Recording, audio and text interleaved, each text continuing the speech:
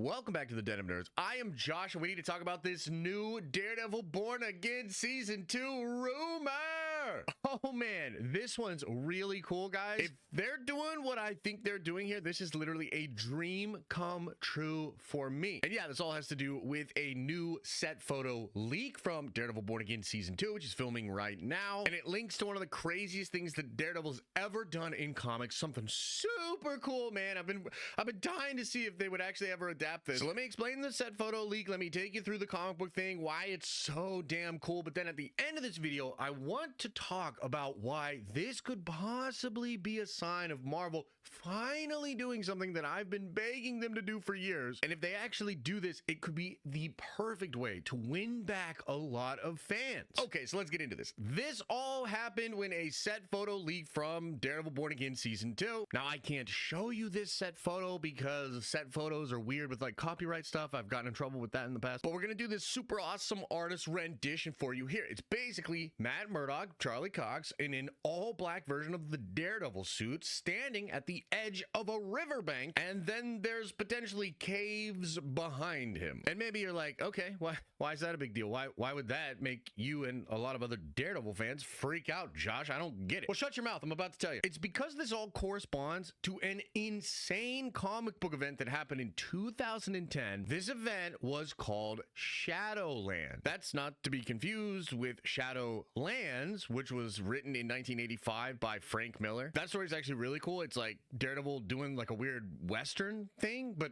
anyway, I digress. In the Shadowland event in 2010, Matt Murdock takes over the Hand and he starts using ninjas to police Hell's Kitchen and New York. Now, I'll talk more about that in a second because this comic book story is so cool, man. Like, honestly, this is crazy. But let's talk about the photo. Why do people think that's what's going on here? Well, number one, because the Shadowland event did see Matt Murdock get into like a black suit. So this classic version of Daredevil with the red D's and the black suit and the horns. That is super cool. It's very iconic. And anytime you see that costume, you automatically think of Shadowland. But it's a little bit more than that, because the fact that he's here at the edge of the water and close to some caves behind him reflects something that happened in that comic book event. And that was that Matt literally built a hand fortress in the caves around New York, dude. Like, this shit was crazy. All the way banana nut muffin on a Sunday morning kind of nuts. Through this fortress and using the hand ninjas, Matt enforces strict, brutal justice. This run saw him become increasingly ruthless as he even executed Bullseye in cold blood. This was such a big deal that a lot of the heroes around New York City started to notice it. They end up kind of teaming up and they're like, Matt, what is happening here, bro? And this all leads to like a really crazy reveal, which shows that the Hand actually had this demonic force known as the Beast, and it had actually taken control of Matt. Not like full control, but it was asserting its dark influence over him. Kind of how we saw in the Tobey Maguire Spider-Man movies, how Venom treated and did Peter Parker. The story is super cool. It has all the best kind of comic book stuff with one of your favorite characters going dark, and it's not really clear why, and they're using ninjas to police an entire part of New York. It was like absolutely crazy. Him killing Bullseye is nuts, and I think would actually fit into this theory a little bit here because of what happened in season 1 of Daredevil Born Again with Bullseye. I mean, assuming Bullseye survives season 1, maybe we see Matt finally kill him in season 2. Comic book fans will go nuts if even a version of this is happening in season 2 of Daredevil Born Again. And so I wanted to talk about that because I'm really excited about this whole rumor. But this is where I got to talk about Marvel Studios and their ideas and their fans and just kind of like where they're at. Like right now, I'm really enjoying the Daredevil Born Again show. I think it's fantastic, but its viewership numbers are not reflective of what I thought they would do. And I don't think they're reflective of what Disney thought they would do. And I truly think when you look at some of these other franchises and comic book like shows or movies like Invincible and The Boys, and even outside of the genre into some of the video game stuff like The Last of Us, or maybe even Game of Thrones stuff with the House of the Dragon. I think one of the advantages that those shows have over Marvel right now is that those shows just do the thing. Like when you watch Invincible, you're watching Invincible, the Invincible story. It has all of the characters all in it. The main story is being driven and glued together. Same thing with The Boys, and even the spinoff from The Boys did like directly connect into The Boys mythology and all of that. But the main point I'm trying to make here is that Marvel Studios has taken an approach where a lot of their shows are super ancillary, meaning they're a side thing. They're not the main thing. And beyond that, a lot of the shows are very mild in compared to a lot of the cool things that have happened from comics. So maybe there was a time where just doing a Daredevil show where he does some cool Daredevil things and he does some cool lawyer things, maybe that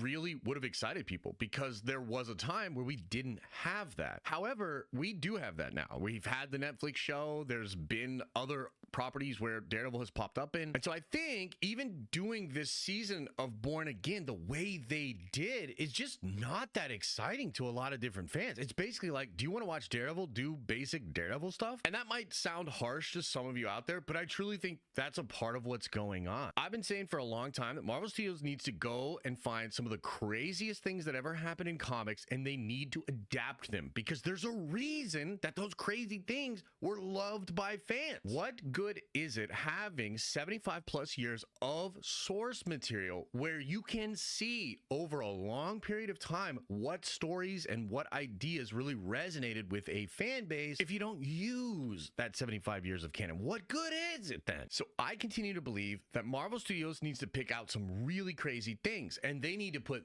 that in their shows and in their movies, and that would actually be exciting and potentially bring a lot of fans' attention back to these shows. They need to go big. They need to do stuff that will really excite the fans, and then that will earn them promotion as the fans talk about it and share word of mouth and create buzz and hype for the next thing. I mean, one of the problems with Daredevil right now is that there's like no hype. It's just a Daredevil show. And again, I'm loving the show and I appreciate it for what it is, but it's kind of just a Daredevil show, right? So I think in the modern age, with the way fandom has started to engage with content and the way content is kind of elevated in the way it treats the fans and gives the fans what they want, Marvel Studios is just plainly lagging behind. Like back in the day, their formula really worked and they could piecemeal out the crazy stuff from comics over a long period of time. But that's not what's happening today. That will not work anymore. So I think they need to go exactly in this direction. Do the craziest shit. Like, dude, think about it like this. You just want to pitch to your friend to get him to watch the Daredevil show, okay? You can tell him, oh, it's like a Daredevil show. It's kind of like the Netflix show, different characters. Frank Castle's really good in it, and oh man, there's some cool stuff in it. Or you could say, dude, you want to watch the new Daredevil season? It's from a part in the comics when Matt Murdock takes over the Hand, uses ninjas to police New York, and then he ends up kind of being possessed by a demon. Hell yeah, the second one is way cooler. You're gonna get your friend to watch the show way easier if you're talking about that shit. That's what I'm talking about. That's the point I'm trying to make, and I think that's the direction Marvel needs to go in. Because here's the thing. Everything we just talked about in this video, it might not even be in season 2. In fact, I kind of doubt that it is. I mean, I initially got really excited about this, and I would be excited to find out that this is real. And ironically, that means I will be looking for ninjas all over the set photos and the leaks like that, but ninjas are kind of hard to see, so we'll see. I don't know how that's going to go. But what I'm trying to say is there's a very real possibility that this is another example of the fans getting super excited about something, and every theory and possibility they think of being way cooler than what Marvel ends up doing. And there's literally no reason for it. Just fucking do the cool shit. So let me know what you think, man. What do you think of the set photo? Do you think it's possible that we're getting Shadowland? And what do you think about my point that, like, Marvel needs to do stuff like this? Do you agree? Do you not agree? Let me know in the comment section below. And as I always say, I hope you are having an awesome and a nerdy day. And I'll see you in the next video.